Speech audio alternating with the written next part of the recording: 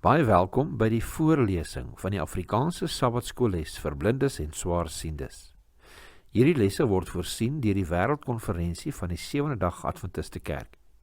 Die voorlesing van die les word aan u gebring deur SSL in samewerking met Adventiste Wêreldradio Afrikaans en word voorgeles deur Marlena Nel.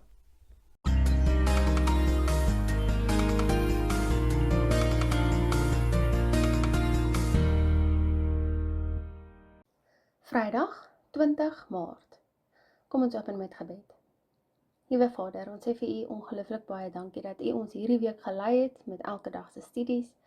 Die weer waar ons gaan afsluit met Vrydag se studie, vir ons dat u asseblief teenwoordig mag wees en gee ons asseblief die wysheid en insig om te verstaan wat u boodskap in ons harte mag wees. Ons bid dit in Jesus naam alleen. Amen. Vir verdere studie lees ons 'n aanhaling uit Ellen G. White, The Adventist Home, bladsy 179 en 180, vryvertaal.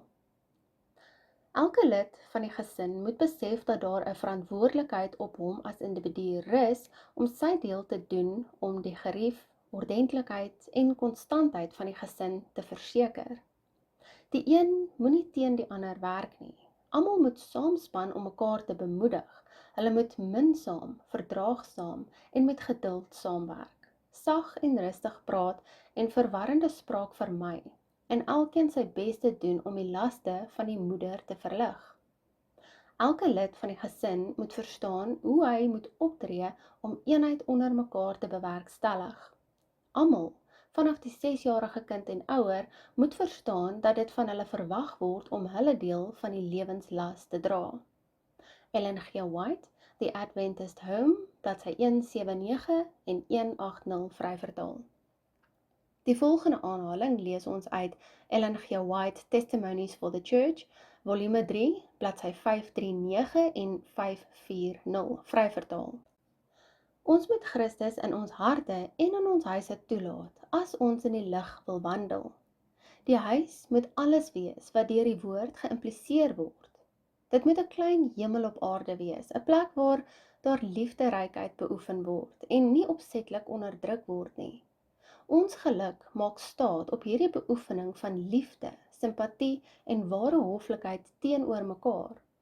Ons moet onselfsugtig altyd op die uitkyk vir geleenthede wees om selfs in die klein dingetjies dankbaarheid te betoon vir die gunsies wat ons van ander ontvang en uitkyk vir die geleenthede om ander op te beer en hulle hartseer en laste ligte te maak deur ons tere vriendelikheid en klein dade van liefde.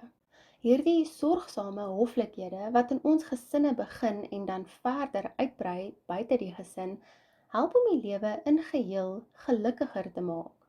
En die verwaarlosing van hierdie dingetjies maak die lewe in die geheel bitter en vol hartseer. Ellen G. White, Testimonies for the Church, volume 3, bladsy 539 en 540, vryvertaal. Vrae vir bespreking. Vraag nommer 1. Getroude paartjies, watter beginsels het jou al in jou huweliksverhouding gehelp? Watter raad het jy vir ongetroudes en hoe behoort hulle voor te berei vir die uitdagings wat in 'n huwelik teëgekom word? Vraag nommer 2.